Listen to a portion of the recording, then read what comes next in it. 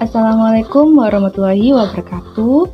Perkenalkan, saya Septianinka Fidelispada dengan NIM 190321100030 dari kelas EPPC. Di sini saya akan menjelaskan tentang langkah-langkah melakukan analisis frontier. Berikut tahapan dalam melakukan analisis frontier. Di dalam data Excel terdapat 60 responden. Pada kolom pertama terdapat nama responden, jumlah produksi, luas lahan, benih, tenaga kerja, pupuk kandang, dan pestisida. Untuk menggunakan software frontier, maka kita harus memenuhi kaidah yang sudah ditetapkan oleh software tersebut. Di antaranya adalah kita tidak diperbolehkan menulis nama responden di sini. Jadi nama responden diganti dengan nomor urutan responden 1, 2, 3, dan seterusnya sebanyak jumlah responden. Kemudian yang kedua, kolom yang pertama isinya harus nomor urut responden. Kemudian kolom yang kedua isinya jenis data. Karena dalam penelitian ini kita menggunakan data cross section, maka jenis datanya dikasih kode 1 untuk keseluruhan data. Lalu kolom ketiga harus menunjukkan data jumlah output atau jumlah produk. Kemudian setelah itu baru jumlah input yang dipergunakan dalam kegiatan produksi. Jadi letak dari data ini tidak boleh diacak, misalnya input dulu, nama responden, dan seterusnya. Kemudian selanjutnya untuk memasukkan ke dalam software frontier, maka harus merubah terdahulu datanya dalam bentuk boolean. Yang dirubah hanya data jumlah produksi dan jumlah input yang dipergunakan. Untuk data nomor urut responden dan jenis data tidak perlu dilengkan. Baik, kita copy terlebih dahulu.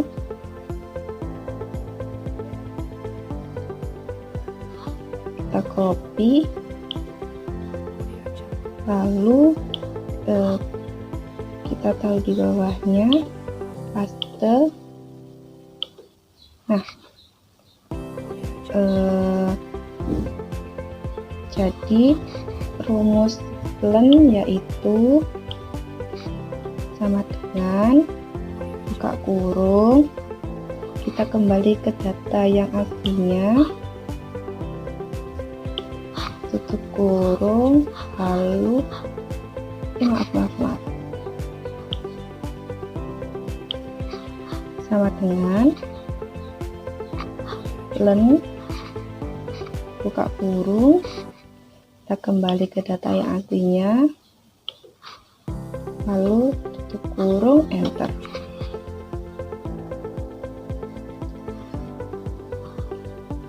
Kalau sudah mendapatkan nilai len, maka kita drop semua data.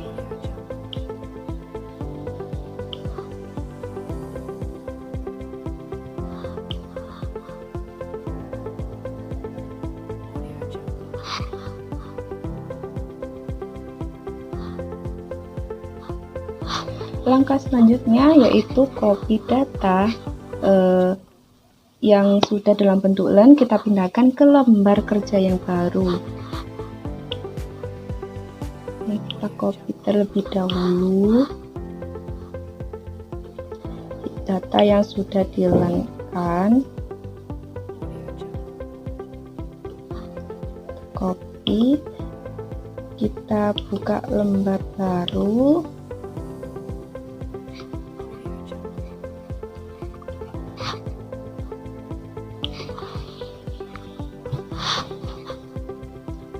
Lalu kita paste.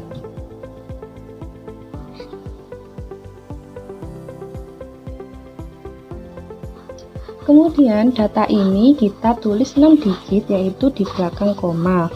Setelah itu kita perlu menyimpan data ini ke dalam folder frontier. Kemudian extensionnya menggunakan yang MS-DOS. Jadi tipe penyimpanan dalam bentuk teks lalu diberi nama file EPP lalu kita save. accept terlebih dahulu.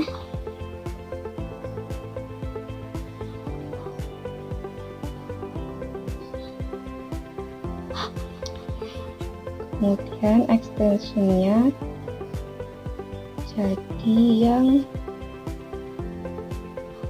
ms terus, lalu juga menjadi file app. Kita save,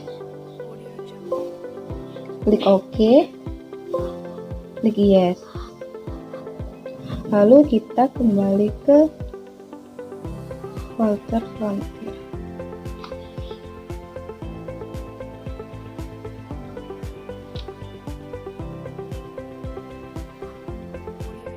Setelah itu kita membuka folder Frontier pada file yang sudah kita simpan, lalu diganti extensionnya menjadi DTA. Kita rename DTA, lalu kita enter, tekan yes. Nah, sudah, lalu kita buka, kemudian kita olah datanya dalam aplikasi Frontier. Kemudian kita menggunakan T, enter, lalu 1, enter, datanya tadi epp.dta,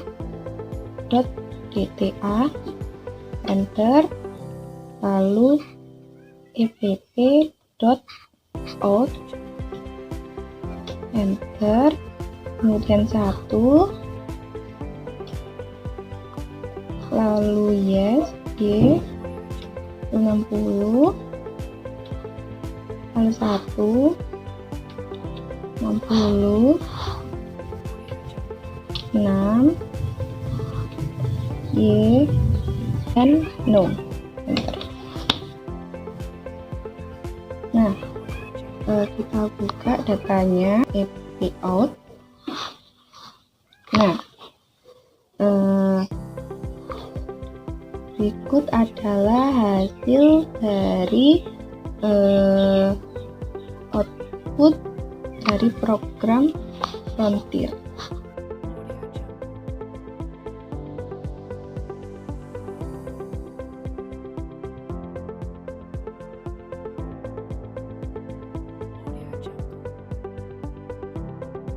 Berikut interpretasi hasil dari output data dari aplikasi Frontier.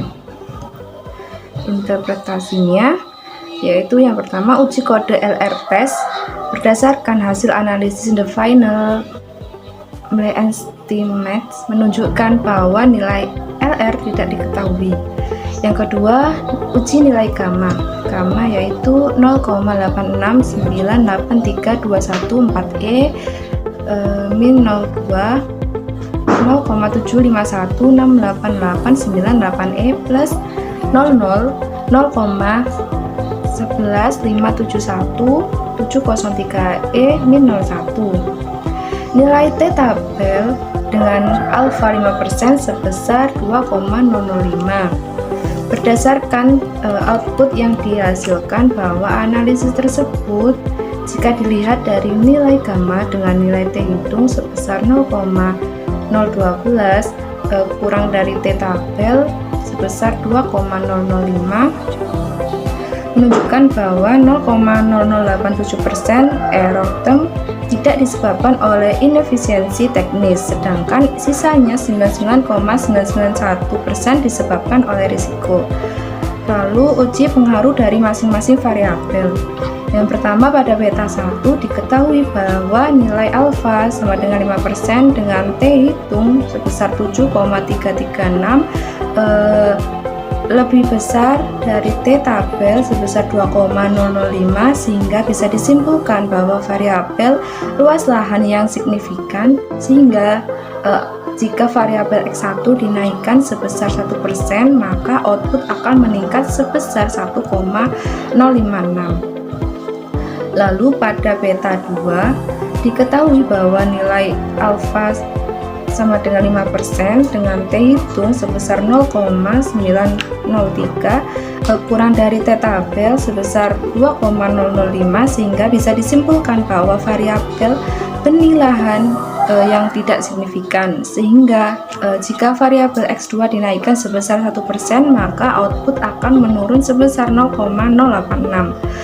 Lalu pada beta 3 diketahui bahwa nilai alfa sama dengan 5% dengan T hitung sebesar 4,023 lebih dari T tabel sebesar 2,005, sehingga bisa disimpulkan bahwa variabel tenaga kerja yang signifikan.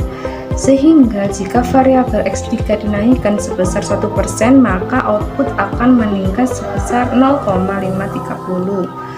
Lalu pada beta 4 diketahui bahwa nilai alfa sama dengan 5% dengan T hitung min 4,684 kurang dari T tabel sebesar 2,005, sehingga bisa disimpulkan bahwa variabel pupuk yang tidak signifikan. Sehingga jika variabel X4 dinaikkan sebesar 1%, maka output akan menurun sebesar min 0,174.